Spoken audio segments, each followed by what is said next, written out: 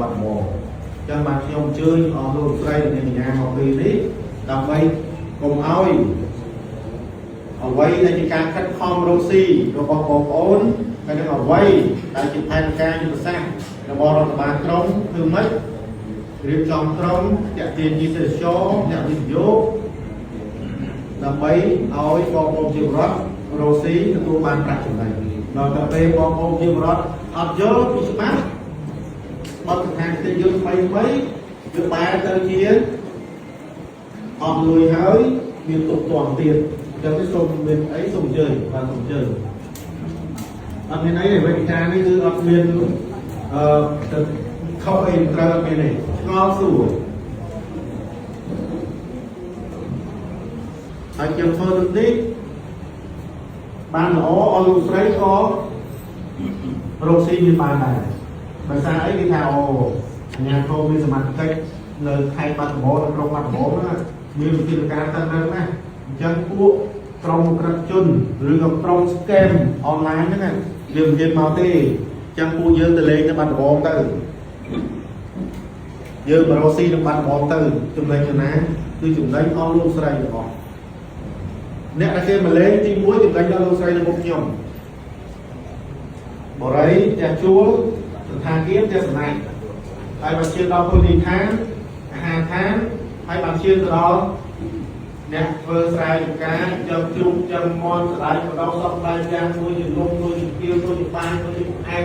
ធ្វើជាចម្លាក់ផ្សេងៗលក់ដូរហ្នឹងបានផលរបស់គ្នានេះបើសិនជាយើងអនុវត្តវិធានការច្បាប់ហើយគោរពរបស់គ្នាបានមកចប់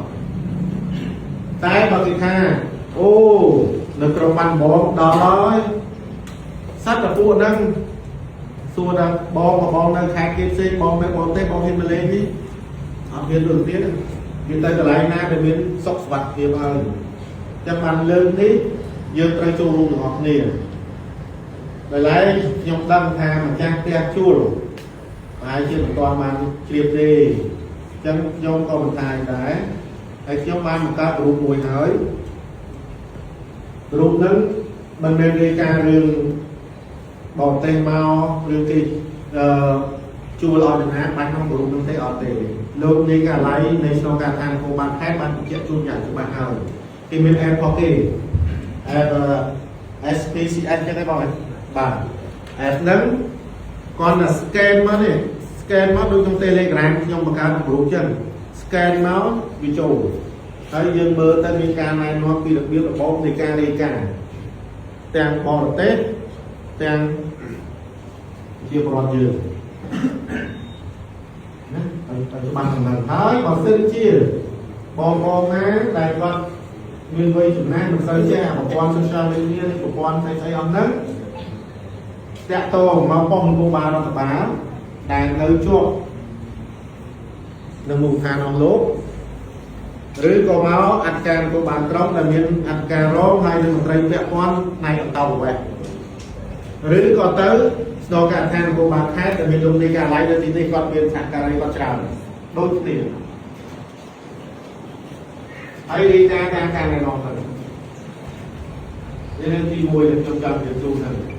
ហើយអស់លោកស្រីណាដែលមិនបានជើញមកជួយផ្សព្វផ្សាយឲ្យគាត់ចូលទៅក្នុង app Telegram ហ្នឹង